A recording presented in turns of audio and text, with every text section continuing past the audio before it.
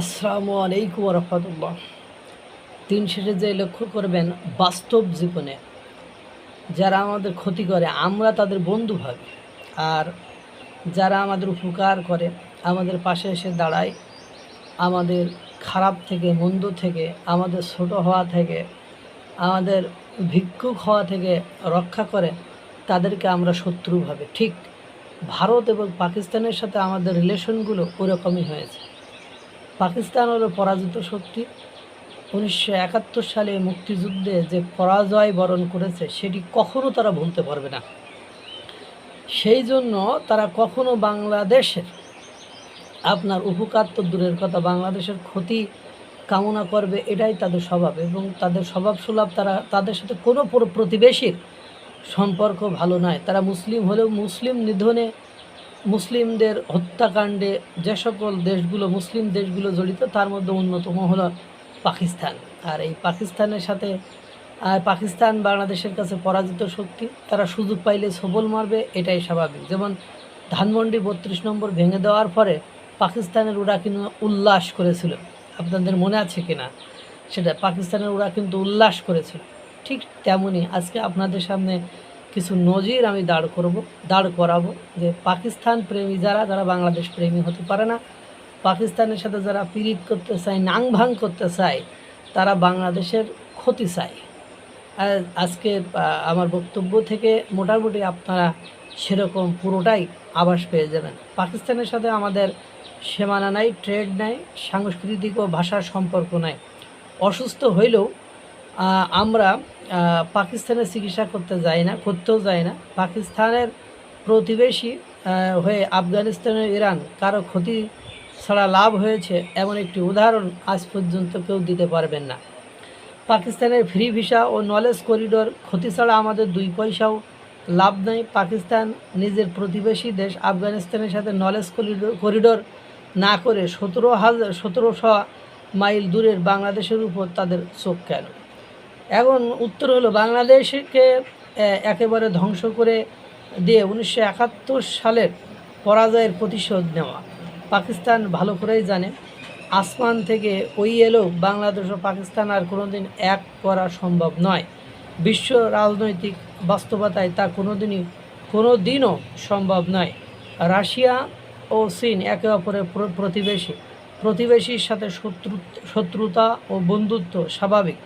ভারত ও চীনের মধ্যেও বন্ধুত্ব হতে পারে, কিন্তু 13,000 মাইল দূরে থেকে আমেরিকার প্রেসিডেন্ট ডোনাল্ড ট্রাম্প চীনের নিশ্চয়ই বন্ধুত্ব করতে যায়নি। রাশিয়ার প্রেসিডেন্ট চীনে গেছেন, এর আগে আমেরিকার প্রেসিডেন্ট ডোনাল্ড ট্রাম্প চীন ঘুরে এসেছেন। তারও আগে ইরানের প্রতিনিধি চীন ঘুরে এসেছেন। এসবের মূলেই রয়েছে আমেরিকা ও ইরান যুদ্ধকে কেন্দ্র করে আগামী পৃথিবীর ভবিষ্যৎ। কিন্তু পাকিস্তানের ঘন ঘন বাংলাদেশ সফরের উদ্দেশ্য কী বলেন? পাকিস্তানের রিজার্ভ ও মাথাপিছু আয় কোনোটি বাংলাদেশের চেয়ে বেশি নয়, এবং পাকিস্তানের রিজার্ভ ও মাথাপিছু আয় ভারতের ধারে কাছেও নয়। পৃথিবীর প্রায় সব সূচকেই বাংলাদেশ পাকিস্তান থেকে উন্নত এগিয়ে, এবং ওদিকে ভারত পৃথিবীর সব সূচকেই বাংলাদেশ আর পাকিস্তান, নেপাল প্রতিবেশী রাষ্ট্রগুলো থেকে এগিয়ে। পাকিস্তান নিজেই খয়রাত করে চলে, বাংলাদেশকে সাহায্য করবে কোথা থেকে? ভিক্ষা করার জন্য পাকিস্তানের জনগণকে 50,000 জনগণকে মধ্যপ্রাচ্য থেকে লাথি মাইরা বের করে দেয়। ওরা বাংলাদেশকে কি সাহায্য করবে? বাংলাদেশের ক্ষেত্রে কিন্তু এরকম ঘটনা ঘটে নাই যে তারা ভিক্ষা করার কারণে তাদেরকে বের করে দিয়েছে। পাকিস্তান নিজেই পৃথিবীর মধ্যে মাদক, আফিম ও খোলা বাজারে অস্ত্র বিক্রির ঘাঁটি।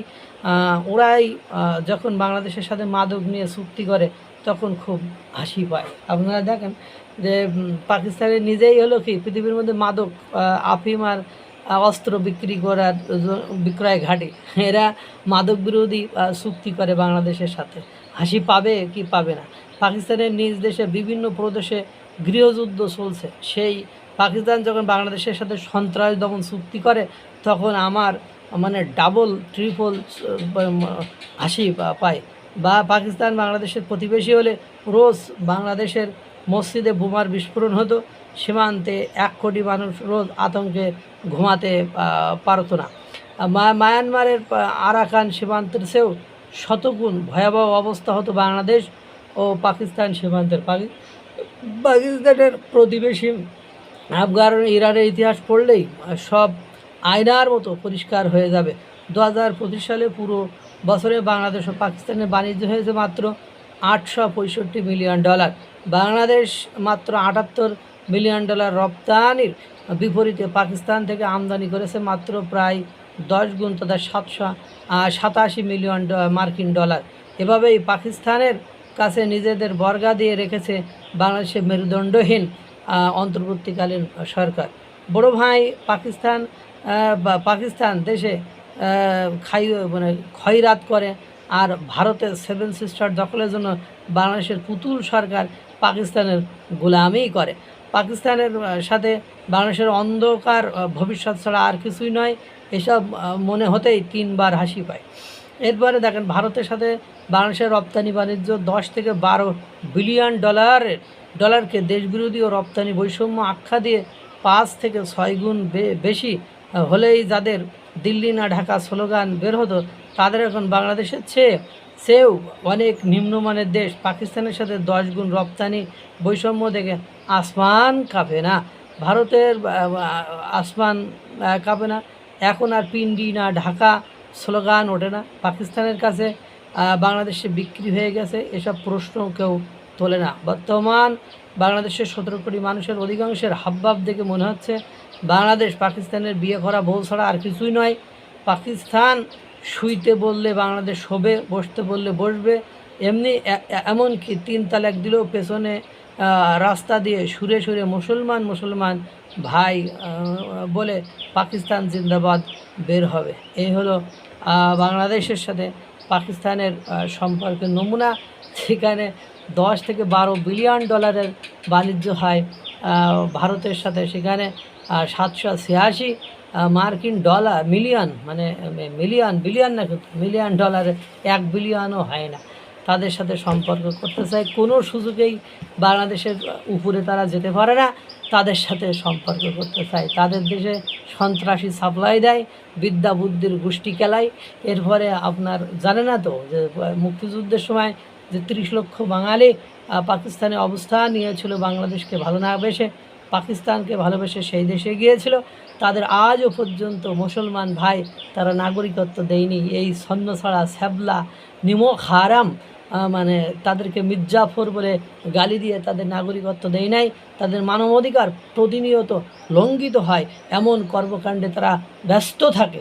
তারপরেও পাকিস্তানের সাথে ভাতার না ধরিলে যাদের হয় না, তাদের ভাতারের গোষ্ঠী খেলায়। আল্লাহ তাআলা সকলকে ভালো রাখুক, সুস্থ রাখুক। আসসালামু আলাইকুম ওয়া রাহমাতুল্লাহ।